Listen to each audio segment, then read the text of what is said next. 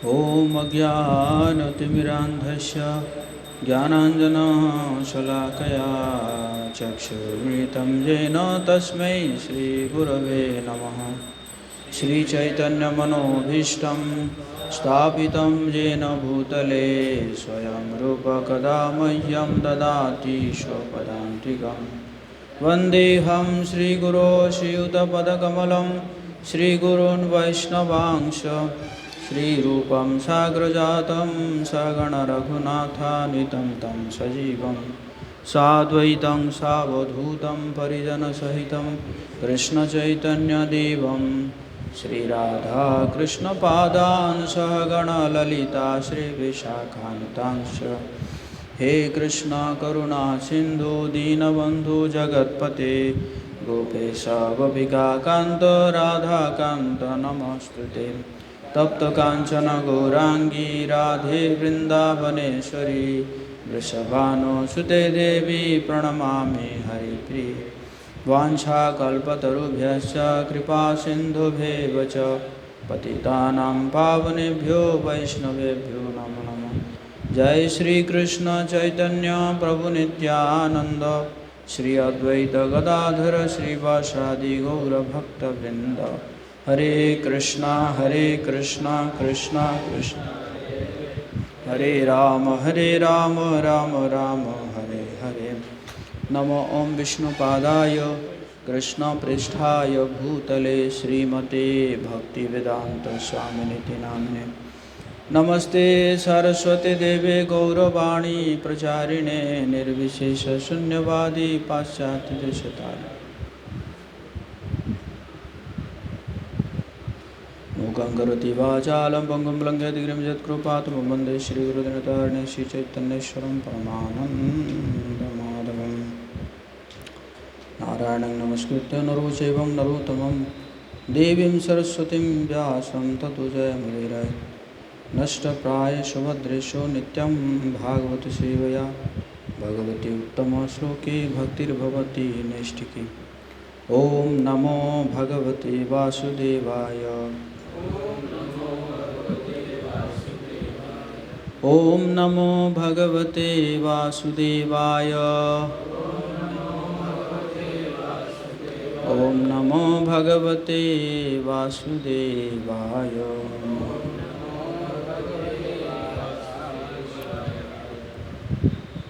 श्रीमद्भागवतम पहला स्कंद 70वां अध्याय का 5 नंबर श्लोक। 5 नंबर श्लोक ना।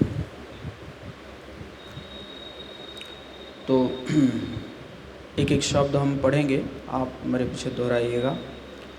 कह त्वं मत शरणे लोके बलात् हंसी अबलान् बली नरदेवः असि वेशेन न तवत् कर्मणा अद्विजः। कस्त्वं मच्छरणे लोके कस्त्वं मच्छरणे लोके बलाद्धंसी अबलान् बली बलाद्धंसी अबलान् बली नरदेवोऽसि वेशेन न तवत् कर्मणा द्विजः। न तवत् कर्मणा द्विजः। कस्त्वं मच्छरणे लोके बलाद्वंस्य बलान् बली नरदेवोऽसि वेशेन न तवत् कर्मणा द्विजः। कस्त्वं मच्छरणे लोके बलाद्वंस्य बलान् बली नरदेवोऽसि वेषेण नटवत्कर्मणा द्विजः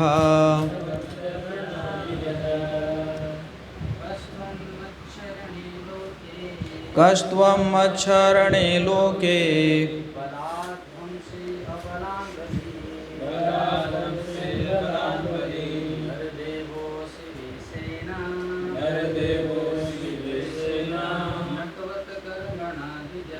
नटवत्कर्मणा द्विजः कस्त्वं मच्छरणे लोके बलाद्वंशं बलान् बलिं नरदेवोऽसि वेषेण नटवत्कर्मणा द्विजः मच्छरणे लोके बलाद्वंशं बलान् बलिं नरदेवोऽसि वेषेण नटवत्कर्मणा द्विजः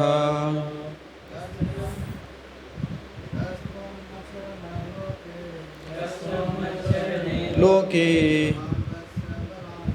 बलाद्वंश बलान् बलिं नरदेवोऽसि वेषेण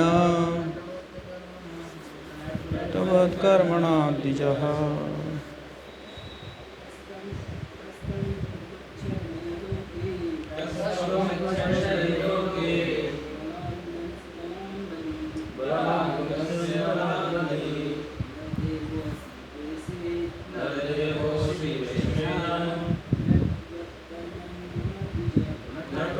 कर्मणा द्विजः।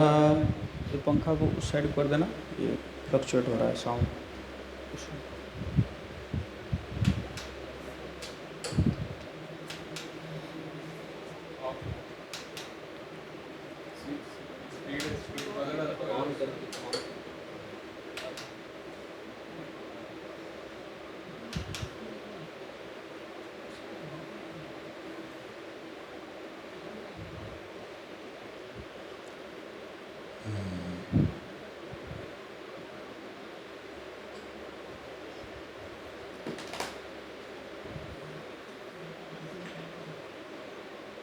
ओके।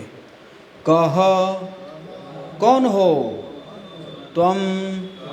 तुम मत मेरी शरण में लोके इस संसार में बलात् बलपूर्वक हमसी मार रहे हो अबलान असहायों को बलि यद्यपि बल से युक्त नरदेव मनुष्य रूप देवता असी प्रतीत होते हो वेषेण अपने वेश में नटवत अभिनेता जैसे कर्मणा कामों से अद्विजः जो द्विज न हो। अनुवाद और तात्पर्य जगत गुरु श्रील प्रभुपाद जी के द्वारा श्रील प्रभुपाद की। आप लोग भी मेरे पीछे दोहरा सकते हैं अपने अमृतमय वाणी से। अरे तुम कौन हो? तुम बलि प्रतीत हो रहे हो, फिर भी तुम उन असहायों को मारने का साहस कर रहे हो जो मेरी शरण में है। वेश से तो तुम देवतुल्य पुरुष बने हुए हो, किंतु अपने कार्यों से तुम द्विज क्षत्रियों के नियमों का तिरस्कार कर रहे हो।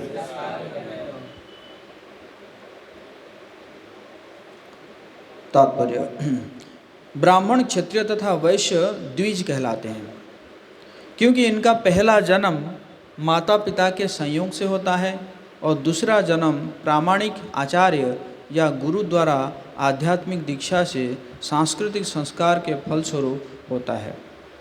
इस तरह क्षत्रिय भी ब्राह्मण के समान द्विज होता है और उसका कर्तव्य होता है कि असहायों को शरण दे। क्षत्रिय राजा असहायों को संरक्षण प्रदान करने तथा दुष्टों को दंड देने के लिए ईश्वर का प्रतिनिधि माना जाता है। जब जब प्रशासकों द्वारा इस नैतिक कार्य में अनियमितता आती है तो धर्म की पुनः स्थापना के लिए भगवान का अवतार होता है। कलयुग में बेचारे असहाय पशु, विशेष रूप से गायें, जिन्हें प्रशासकों से सभी प्रकार का संरक्षण प्राप्त होना चाहिए, अंधाधुंध मारी जाती है। इस तरह के प्रशासक जिनकी आँखों के नीचे ये घटनाएं घटती रहती है, केवल नाम के ईश्वर प्रतिनिधि है। ऐसे सशक्त प्रशासक वेश या पद के बल पर भले ही गरीब जनता के शासक बने रहे, लेकिन वे व्यर्थ के निम्न जाति के पुरुष होते हैं, जिनमें द्विजों के गुण नहीं रहते। निम्न जाति के एक जन्मा व्यक्तियों से न्याय या समता की आशा करना व्यर्थ है। अतएव राज्य के कुशासन के कारण कलयुग में प्रत्येक व्यक्ति दुखी रहता है। आधुनिक मानव समाज द्विज नहीं है, अतएव ऐसी प्रजा की सरकार जो द्विज नहीं है, कलयुग की सरकार होगी जिसमें हर कोई दुखी होगा।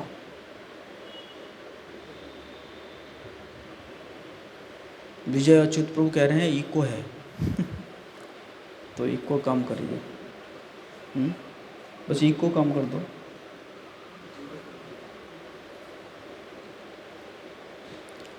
हरे कृष्णा। होपफुली अभी ठीक होगा आवाज़।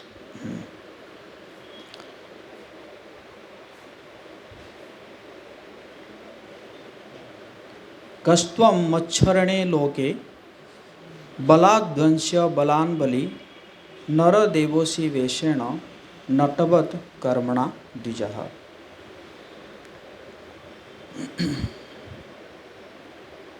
तो यहाँ परीक्षित महाराज देख रहे हैं कली एक राजा के वेश में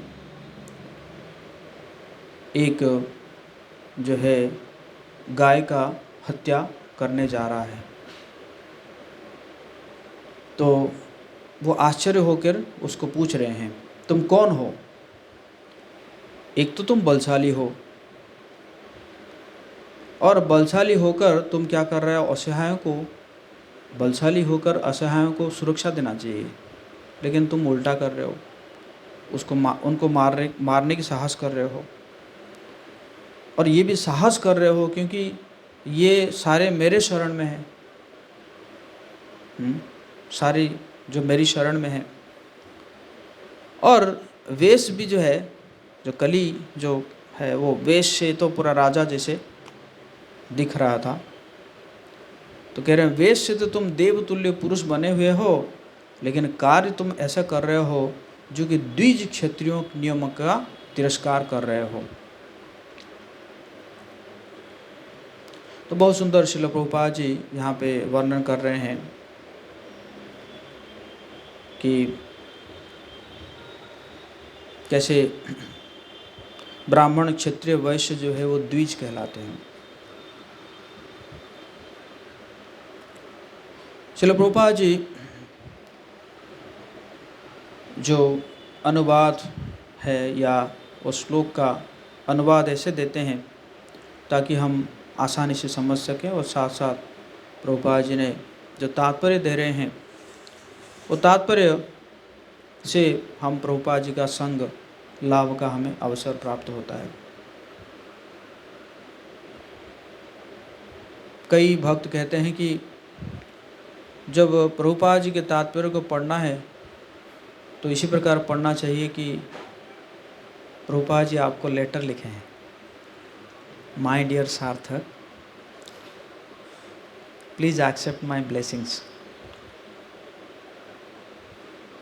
प्रभुपाद जी ऐसे लेटर लिखते थे, लगभग 10,000 लेटर लिखे प्रभुपाद जी। उस समय तो फ़ोन बहुत कम था, फ़ोन वो वाला था उसमें घुमाते घुमाते अगर एक बार गलती कर दिया आपने, फिर दोबारा घुमाओ पहले से, टक टक करके, फिर दोबारा घुमाते रहो है ना। तो उस समय वही फ़ोन था। वो भी एक बार क्या हुआ कि प्रभुपाद जी के ऑफिस में पहली बार फ़ोन लग गया फ़ोन लग गया। तो प्रभुपाद जी ने कहा चलो ठीक है, अच्छी बात है, फ़ोन लग गया। और रात को 12-1 बजे एक बार बजा प्रभुपाद जी दूसरे दिन, हटाओ इसको ये रात को मुझे डिस्टर्ब करता है कि नहीं। अभी तो आप लोग साइलेंट कर देते हैं या जो एयरप्लेन मोड में रख देते हैं, लेकिन वो तो रहेगा ही नहीं, ना साइलेंट रहेगा ना एयरप्लेन में रहेगा, है कि नहीं।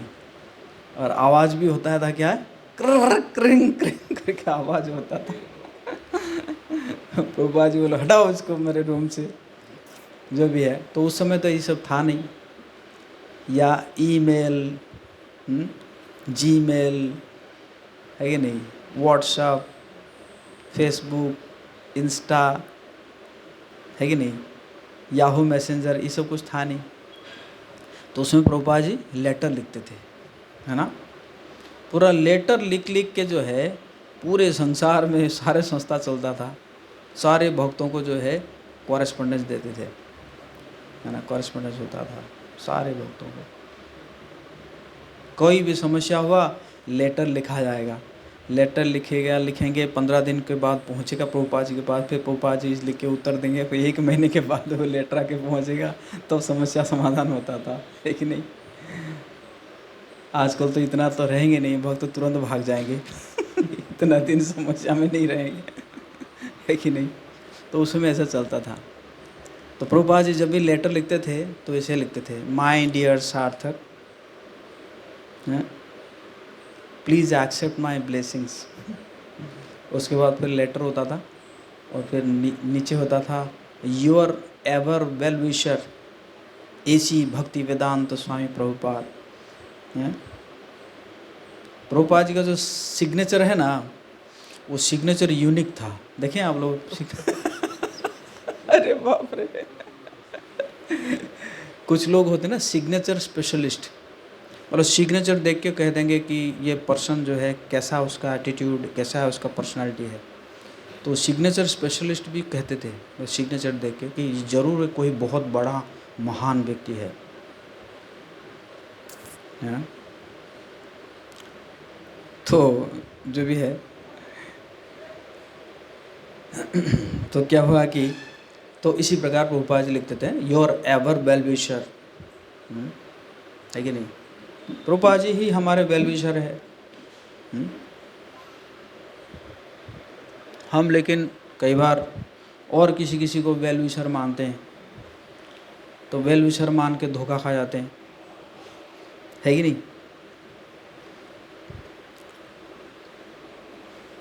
है कि नहीं।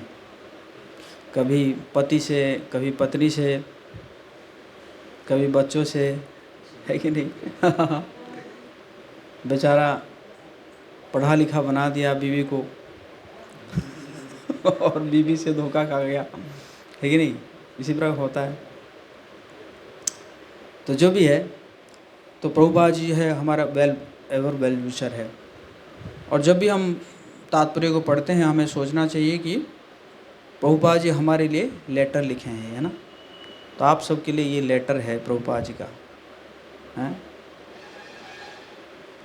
तो प्रभुपाद जी कह रहे हैं, और प्रभुपाद जी की कृपा से ही है, प्रभुपाद जी के कितने बढ़िया सिस्टम बनाए हैं। बीच में हम एक मठ में रुके थे, कुछ पता ही नहीं चलता था, आरती हो रही है, बस घंटा ही बज जा रहा है, घंटा ही बजे जा रहे हैं, मतलब सब आंखें बंद करके घंटा ही बजा रहे हैं, घंटा ही, मतलब कुछ पता ही नहीं चल रहा है कि नहीं। सब मतलब जो भी अपना जो भी मिला पकड़ के एकदम पीटे जा रहा है, पीटे जा रहा है।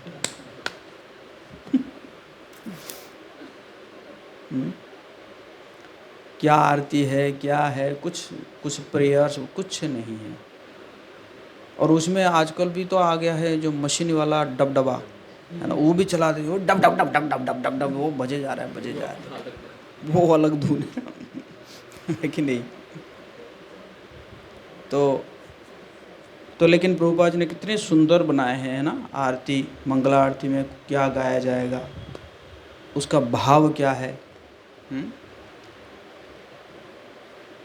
तुलसी आरती, नरसिंह आरती, है ना, फिर शिक्षाष्टकम, फिर जप करो, फिर दर्शनार्थी में क्या गाओगे, गुरु पूजा में क्या गाओगे, श्रीमद् भागवतम से पहले क्या गाओगे, है कि नहीं।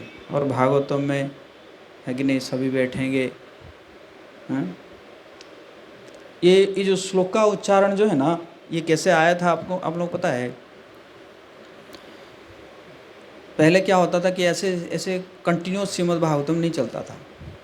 प्रभुपाद जी बैठ जाते थे, अब बैठ के कहते थे कि भागवतम लाओ। तो कुछ भक्त क्या करते थे, अपना उनका जो फेवरेट श्लोक है उसी को खोल के प्रभुपाद जी को दे देंगे। मतलब उनको जो श्लोक किया मतलब अच्छा लगता है, तो ऐसे ही चलता था। एक बार क्या हुआ कि प्रभुपाद जी एक श्लोक पढ़े और बोले कि रिपीट करने के लिए, लेकिन कोई रिपीट कर ही नहीं पा रहा था। तो जब रिपीट कर नहीं पा रहा तो प्रभुपाद जी बार बार बोल रहे थे रिपीट करने के लिए, लेकिन हो नहीं पा रहा था। तो प्रभुपाद जी पूरा क्लास लगा दिए उस श्लोक को रिपीट कराने में। पूरा मतलब छोड़े ही नहीं, सबको एक एक करके पूरा रिपीट कराए। करने के बाद फिर प्रभुपाद जी का नहीं, कल से जो है पहले श्लोक से ही चलेगा, सीरियली चलेगा, पहले श्लोक से ही चलेगा और सब जो है रिपीट करेंगे, है ना। फिर बोर्ड में लिखा जाएगा, रिपीट करेंगे, है ना। तो ताकि कई बार जो है वो रिपीट हो, क्योंकि श्रीमद् भागवतम जो है वो क्या है, पूरा इसको बोलते हैं कि जो मीठा फल है ना, मीठा फल है, जिसको फल जो है ना क्या होता है, फल का मिठास बढ़ जाता है जब उसको शुक पक्षी मतलब तोता, है ना, तोता क्या मार देता है, अपना चोंच मार देता है ना। चोंच जब मार देता है ना तो फल और मीठा हो जाता है कि नहीं। और फिर जब वो फल प्रभुपाद जी पा के प्रसाद के रूप में आपको देते हैं तो फिर उसका मिठास और बढ़ जाता है ना। इसलिए जो है कि नष्ट प्रायशो भद्रेषु नित्यम भागवत सेवया भगवती उत्तम श्लोके भक्तिर्भवती नैष्ठिकी। तो रोज़ रोज़ अगर हम इस भागवत का स्मरण करते हैं, हाँ, भक्तों के साथ में बैठकर, हाँ, तो क्या होता है कि जो भी अंदर जो भी अभद्र चीज़ है ना, वो क्या हो जाता है, नष्ट हो जाता है। आज का जो प्रभुपाद जी का जो कोट था वो बहुत सुंदर था, याद है किसी को, याद है। तो प्रभुपाद जी बोलते थे कि भौतिक संसार में जो माया है वो अभद्र है ना, और जो आध्यात्मिक जगत में जो माया है वो सुभद्रा है ना। सुभद्रा महारानी योग माया है, लेकिन इस माया जगत में क्या है, दुर्गा जी, है ना। तो इसी प्रकार जो अभद्र चीज़ है हमारे हृदय में वो क्या हो जाता है, धीरे धीरे मिट जाता है, नष्ट प्राय हो जाता है कि नहीं। तो ये बहुत अच्छा अवसर हमें मिला है, हमारे अंदर जो अनर्थ है, हाँ, इसको सब नष्ट करने के लिए। तो प्रभुपाद जी तात्पर्य में कह रहे हैं कि ब्राह्मण, क्षत्रिय और वैश्य ये क्या कहते हैं, द्विज कहलाते हैं। द्विज का मतलब क्या है, जो दोबारा जन्म लेता है।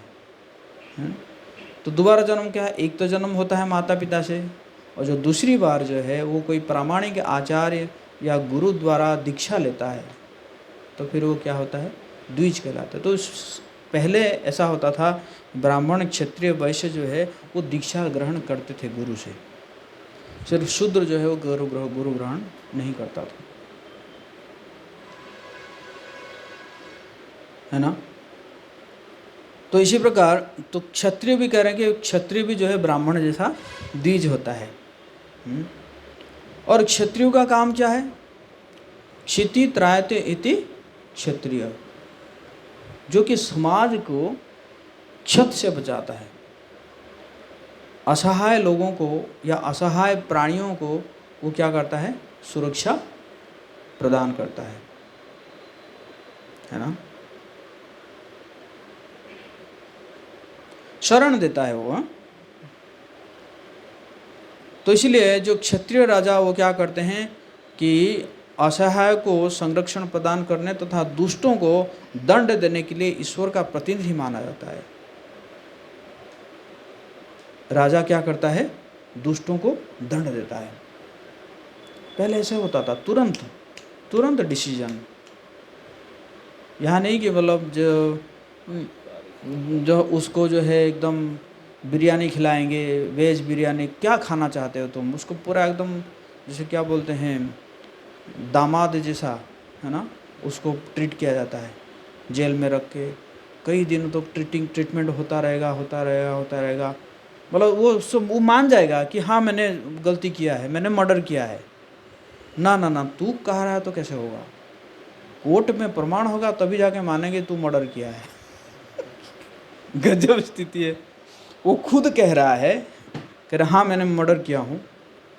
हाँ तू कह रहा है सही है, बट कोर्ट में प्रमाण होगा तभी जाके तुझे दंड मिलेगा। तब तक तू आराम से रहो, खाओ पियो मस्ती करो, जो भी तुम्हें खाने का है तुम्हें दिया जाएगा। करते करते 10 साल बीत जाएगा, समझिए ना। और इसी कारण क्या हो रहा है कि और भी सब हो रहा है, लोग जान रहे हैं बढ़िया है, मर्डर करके जाके जेल में रहोगे, अब बढ़िया सा खाना पीना खाओ। यहाँ पे तो खाना पीना के लिए मेहनत करना पड़ता है ना। बट अगर तुरंत दंड दिया, पहले क्या होता था, तुरंत दंड दिया जाता था, बस 2-4 दिन या 1 दिन 2 दिन में फैसला हो गया, बस ले जाओ और ख़त्म, सबके सामने दिया जाता था। तो फिर लोगों के अंदर वो भय रहता था कि भाई अगर हम गलत करेंगे तो हमारे साथ ऐसा होगा। अभी जानते हैं कुछ ऐसा कुछ है ही नहीं, करते रहो, भय नहीं है लोगों का, नियम तोड़ने का भय है नहीं, है कि नहीं। दंड तो मिलेगा क्योंकि प्रकृति का नियम है, to every action there is an equal and opposite reaction. दंड तो मिलेगा। अच्छा है कि राजा दंड दे दे।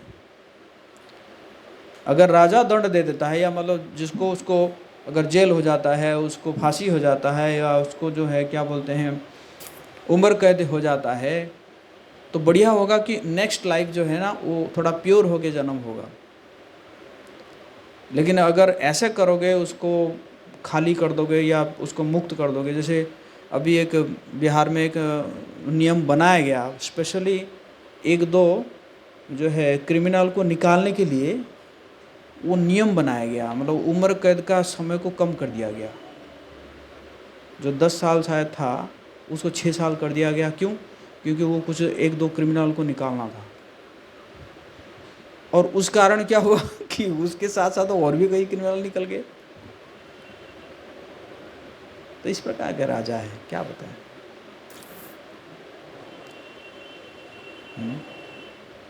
तो ये इसलिए प्रभुपाद जी कहते हैं कि ये तो नाम का भगवान का प्रतिनिधि है। राजा मतलब क्या होना चाहिए?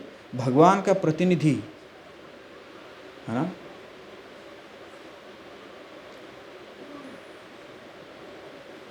जब जब प्रशासकों द्वारा इस नैतिक कार्य में अनियमितता आती है तो वह धर्म की पुनर्स्थापना के लिए भगवान का अवतार होता है। अगर प्रशासक ऐसे नहीं करेंगे तो फिर भगवान आएंगे और भगवान आके काटेंगे। जैसे परशुराम आए, पूरे संसार को क्या कर दिए?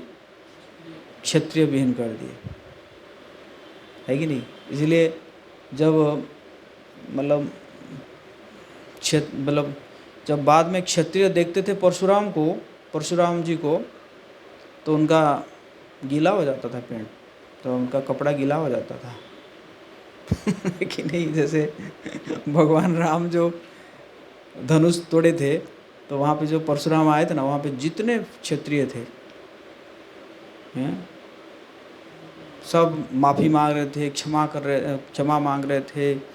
वो कहे कि चलो आज तो फिर कटेगा, शायद हम सबका सिर कटेगा, है कि नहीं।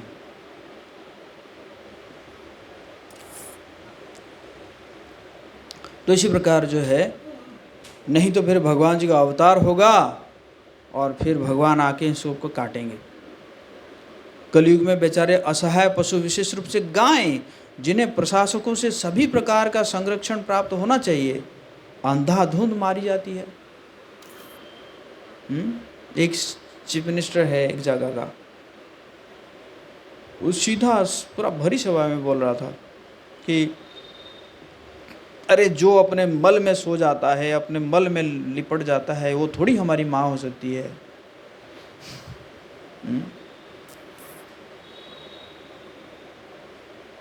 उसको मार के खाने में कोई दिक्कत नहीं है, ऐसे बोल रहा था, है ना। और वो सब लीडर है, बताइए।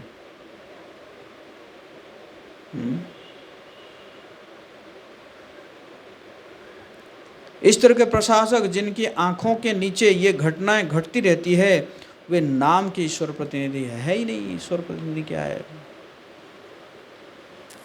ऐसे सशक्त प्रशासक वेश या पद के बल पर भले ही गरीब जनता के शासक बने रहे, है ना,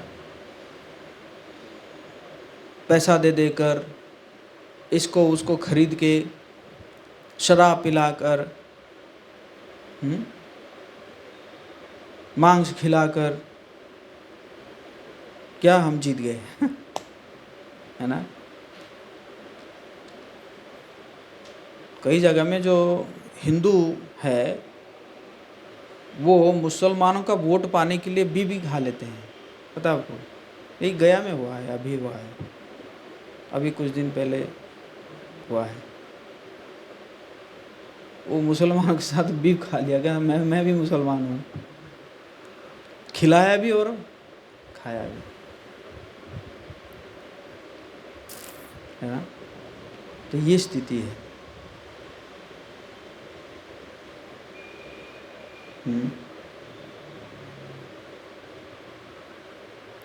ऐसे सशक्त जनता के साथ, लेकिन वे व्यर्थ के निम्न जाति के पुरुष होते हैं जिनमें द्विजों के गुण नहीं रहते। निम्न जाति के असंस्कृत व्यक्तियों से न्याय या समता की आशा करना ही व्यर्थ है। इन लोगों से कोई न्याय का आशा करना ही व्यर्थ है कि नहीं। अतएव राज्य के कुशासन के कारण कलयुग में प्रत्येक व्यक्ति दुखी रहता है। आधुनिक मानव समाज द्विज नहीं है, अतएव ऐसी प्रजा द्वारा प्रजा की सरकार जो द्विज नहीं है, कलयुग की सरकार होगी जिसमें हर कोई दुखी होगा। ये शासक ही है। शासक अगर अच्छा होगा तो प्रजा क्या होंगे? सुखी होंगे, है ना। लेकिन नहीं, शासक अगर पलटी मारता रहेगा तो क्या करोगे बताइए? है कि नहीं। इसीलिए श्रील प्रभुपाद जी एक बार जो है इंदिरा गांधी को प्रभुपाद जी एक लेटर लिखे थे।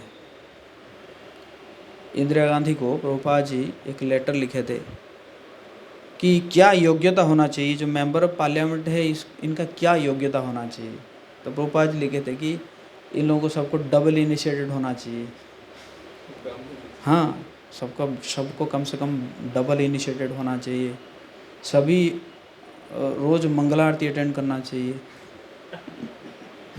मॉर्निंग प्रोग्राम अटेंड करना चाहिए। पार्लियामेंट जो है शुरू होना चाहिए कीर्तन से, है ना। तो इस प्रकार तो इस प्रकार प्रभुपाद जी लिखे थे, लेटर लिखे थे। इंदिरा गांधी से मिलने भी गए थे प्रभुपाद जी एक बार। क्योंकि प्रभुपाद जी जो है वो इंदिरा गांधी को जानते थे, क्योंकि ना, क्योंकि प्रभुपाद जी जो है वो वहाँ पे जो प्रयाग में जो खोले थे ना अपना जो फार्मेसी खोले थे, प्रयाग फार्मेसी, तो उसमें वो आता था, मोतीलाल नेहरू आता था उस लेने के लिए, मेडिसिन लेने के लिए आता था। तो जब मोतीलाल नेहरू आता था तो उसके साथ ये छोटी थी इंदिरा गांधी, तो वो आती थी वहाँ पे। इसलिए प्रभुपाद जी को, मतलब प्रभुपाद जी को वो भी जानती थी और प्रभुपाद जी जानते थे उनको। तो बाद में जो प्राइम मिनिस्टर बन गई तो प्रभुपाद जी गए थे मिलने के लिए और ये प्रपोजल दिए थे। ये वो कहाँ सुनेगी, है ना। तो इसी प्रकार जो है हमारा शासन ऐसे होना चाहिए। लेकिन कहीं पे मैंने सुना हूँ कि प्रभुपाद जी ऐसे बोले हैं कि आगे जाके हमारा शासन होगा, ऐसे बोले हैं कि आगे जाके हरे कृष्णा वाले शासक बनेंगे। समझे ना। हाँ? बोले ना, हाँ। प्रचार होगा तो प्रचार होते होते कोई डिवोटी होगा जो कि हो सकता है कि, है ना, पॉलिटिक्स में आएगा तो बनेगा, है ना, होना चाहिए। पहले की हम देखते हैं कि सारे मैक्सिमम राजा जो है वो क्या होते थे, धार्मिक होते थे। पृथु महाराज ले लीजिए, पृथु महाराज जो है क्या कहते हैं कि मेरा तो लाखों कान होना चाहिए भगवान के कथाओं को श्रवण करने के लिए, मेरे पास लाखों जीवा होना चाहिए भगवान जी का नाम लेने के लिए। पृथु महाराज ऐसे कह रहे हैं। अम्बरीश महाराज है, सभी मना कृष्ण पदारविंद, हमेशा उनका मन कहाँ था, भगवान के चरणों में था, अटक लगा रहता था। अम्बरीश महाराज है, महाराज जनक महाराज है कि नहीं। तो सब जो है कितने सब धार्मिक राजा थे, है ना। और तो इस प्रकार होना चाहिए आगे जाके, है ना, रूलिंग पार्टी होना चाहिए धार्मिक, है कि नहीं। अभी एटलीस्ट यूपी में नज़र आ रहा है कि नहीं, यूपी में नज़र आ रहा है। धार्मिक है, होंगे नहीं, निस्वार्थी है, बट बाकी जगह में भी ऐसे होना चाहिए। तो ये है, बट मुख्य है कि प्रचार करना है। प्रचार हम जितना प्रचार करते रहेंगे तो प्रचार करेंगे तो वही प्रचार से ही कोई आईएएस बनेगा, है ना, कोई राज्यपाल बनेगा, कोई चीफ मिनिस्टर बनेगा, कोई प्राइम मिनिस्टर भी बन सकता है। तो सबसे मुख्य बात क्या है, हमारा काम क्या है, प्रचार करना। एक समय में प्रभुपाद जी को कुछ मीडिया वाले पूछे अमेरिका में, why you don't become the president of America. Prabhupad ji को पूछे कि आप अमेरिका का प्रेसिडेंट क्यों नहीं बन रहे हैं जब आपके पास इतने सारे वो चीज़ है, मतलब। तो प्रभुपाद जी बोले, no, I don't become the president of America, but I can become the spiritual master of president of America. मैं उसका गुरु बन सकता हूँ। प्रेसिडेंट का गुरु बन सकता हूँ। मेरा काम नहीं है, है ना, मैं जो है जाके प्रेसिडेंट बनूँ, है कि नहीं। तो इसी प्रकार पहले जो सब होता था, जो राजा होते थे वो क्या करते थे, राज पुरोहितों से या जो गुरु होते थे उनसे सलाह लेते थे। जैसे दशरथ महाराज जो है वो हमेशा वशिष्ठ जी से सलाह लेते थे, है कि नहीं। विश्वामित्र आए भगवान राम और लक्ष्मण को, राम जी को लेकर जाने के लिए, ताड़कासुर को मारने के लिए, तो दशरथ महाराज तो राजी नहीं थे, है ना। बट वशिष्ठ जी है उनके कान में बोले कि देखो, ये चाहता तो ये खुद भी मार सकता था ताड़कासुर को, लेकिन आपका बेटा को लेके जा रहा है ताकि आपका बेटा का गुण बढ़ेगा, है ना, उसका नाम होगा और दूसरा जो है, मुझे जो पता चल रहा है ये शादी भी करवाएगा, तुम्हारे बेटे का विवाह भी करवा देगा कि नहीं। तो वशिष्ठ से खुश हो गए, कहते कि हाँ ठीक है, वो जाओ। साथ में लक्ष्मण के बोले तुम भी जाओ, भैया का साथ सेवा करोगे, भाई का सेवा करोगे, है ना। तो पहले ऐसा होता था, है? गुरु से जो है सलाह लेते थे, है कि नहीं। तो इसीलिए जो है इतना सुशासन चलता था पहले।